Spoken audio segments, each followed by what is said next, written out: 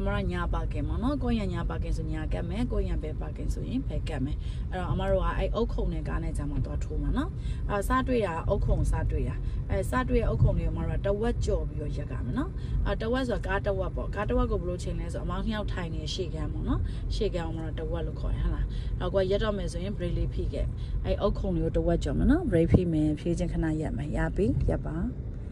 တစ်ချက်ထိုးမဲ့ပါကင်ကိုအပေါက်တဝက်ပိတ်ရတယ်ဒီနဲ့နော်နှစ်ချက်ပါကင်ဆန့်ကျင်ဘက်ကိုဆုံးချိုးမယ်ဆန့်ကျင်ဘက်ဆိုတော့အမဘက်ပေါ့ဟုတ်လားโอเคအဲ့တော့ brain နဲ့နားမယ်အမဘက်ကိုစီရအောင်ဆုံးချိုးမယ်ချိုးဆွဲမယ်တွန်းမယ်ဆွဲမယ်တွန်းမယ်အစုံအဲ့ကြောင့်လည်းဗတ်မှန်ကိုကြည့်လိုက်ဗတ်မှန်မှာရှင်းတယ်နော်ရှင်းတယ်ဆို brain လောက်မယ်ဆွဲဖြည်းဖြည်းချင်းရှေ့ကိုဆွဲသွား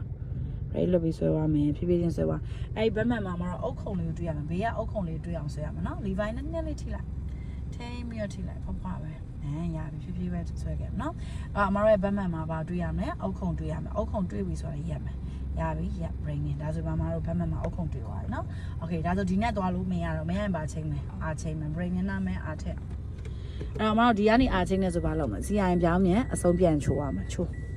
အဲ့သမီးဘက်ကိုဆွဲမယ်တွန်းမယ်ဆွဲမယ်တွန်းမယ်အဆုံးချိုးခဲ့ပါဆုံးချိုးမယ်ဟုတ်ပြီအဆုံးချိုးပြီးဆိုလွတ်အောင်ဆော်ရမယ်နော်အခုဆိုမတို့ကားနဲ့အုတ်ခုံနဲ့မလွတ်သေးဘူးဟိုမှာလည်းကားရှိရနော်ဖြည်းဖြည်းချင်းဆော်နောက်ဆော်မယ် break လေးလွတ်အောင်ဆော်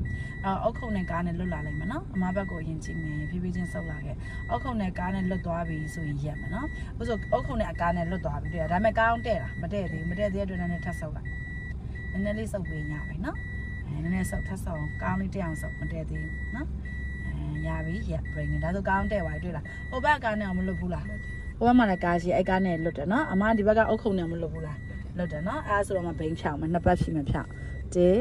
နဲ့ဒါဆိုဘိန်းတဲ့ပါဘိန်းတဲ့ပါဆိုအားနဲ့တက်ပဲနောက်ဆုတ်တော့မှဆုတ်တက်ပဲဘယ်မှမချုံနော်အဲ့ကင်မရာကြည့်သွားမယ် break ဖိထားမယ်နော်အဲ့အမတို့ဒီမှာဘောင်လေးနဲ့အစိမ်းလေးနဲ့ထိအောင်သွားထိအောင်သွားโอเคနည်းနည်းလေးထိအောင်သွားနောက်ဆုတ်လိုက်ရပြီရက် break နဲ့ဒါဆိုဘေးကားလေးနဲ့အောင်မလွတ်ဘူးလားလွတ်တယ်နော်ဒီဘက်အမတို့ဘေးကအုတ်ခုံလေးနဲ့အောင်မလွတ်ဘူးလားလွတ်တယ်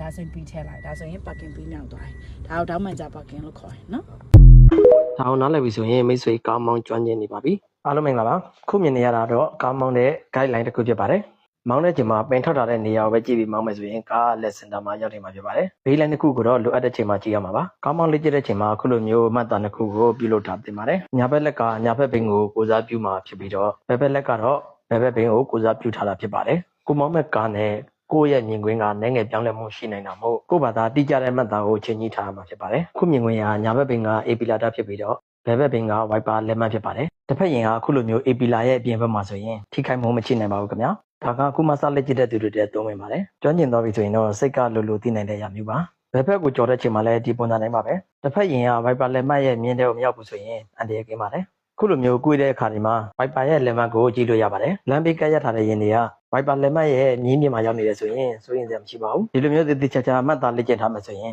လမ်းကျင်တဲ့နေရာတွေလည်းမောင်းနိုင်မှာဖြစ်ပါတယ်အားလုံးစနေကြပါစေ see you next video ပါ bye bye စတီယာတိုင်းလဲကနေလက်သွန်လုံးစာဘေးကိုရွှေ့လိုက်မယ်ဆိုရင်ကျွန်တော်တို့ကဒါကားရဲ့လက်စင်တာမှတ်ပဲဖြစ်ပါတယ်လမ်းမှာဂျိုက်ခွက်တွေကိုကြော်တဲ့ချိန်မှာဒီနေ့တိုင်းသုံးပြုလို့ရမှာဖြစ်ပါတယ်စတီယာတိုင်းဘယ်ဘက်ချမ်းကလည်းကားဘင်းရဲ့ဘယ်ဘက်ဘင်းကိုကိုစားပြုပါတယ်ဒီလိုတက်ထားပြီးမောင်းမယ်ဆိုရင်ကားဘင်းတွေဒါဒီလိုရမှာဖြစ်ပါတယ်လမ်းကျင်းတဲ့နေရာတွေမှာဒီနည်းကိုသုံးပြုလို့ရပါတယ်တစ်ဖက်ကရဲ့ရှစ်မီဟာကိုမှန်တော့မှမြင်နေရတယ်ဆိုရင်ထိခိုက်မရှိမောင်းသွားလို့ရပါတယ်wiper ရဲ့လက်မှတ်ကိုယူပြီးမောင်းမယ်ဆိုရင်ကားရဲ့ body ကလမ်းကနေပြီးတော့30 cm ကွာဝေးမှရှိမှဖြစ်ပါတယ်ခုလိုမျိုးလမ်းဘေးကရပ်မဲ့နေထားမှဆိုရင်ရှေ့မှာပြထားတဲ့ wiper ရဲ့လက်မှတ် position ယူပြီးတော့မောင်းလို့ရပါတယ်ခင်ဗျာအဲ့အမှန်ကနေပြီးတော့ဒီမှာကိုရမဲ့ platform နဲ့တန်းပြီးတော့မောင်းသွားလိုက်ရင်ကားဘော်ဒီနဲ့30 cm ကွာမှာရရှိမှာဖြစ်ပါတယ်အခုပြောသွားတဲ့နည်းကတော့ကားရဲ့ reference point တွေကိုကြည့်ပြီးတော့ချိန်ဆမောင်းနေပဲဖြစ်ပါတယ်ခင်ဗျာနောက်ဗီဒီယိုမှာလည်းဒီလိုမျိုးတက်အင်ထွက်တွေကိုမျှဝေပြီးမှဖြစ်တော့တဲ့ကြောင့်ကျွန်တော်ရဲ့ TikTok ကို like and follow လုပ်ပေးကြပါဦးခင်ဗျာကျေးဇူးတင်ပါတယ်ခင်ဗျာ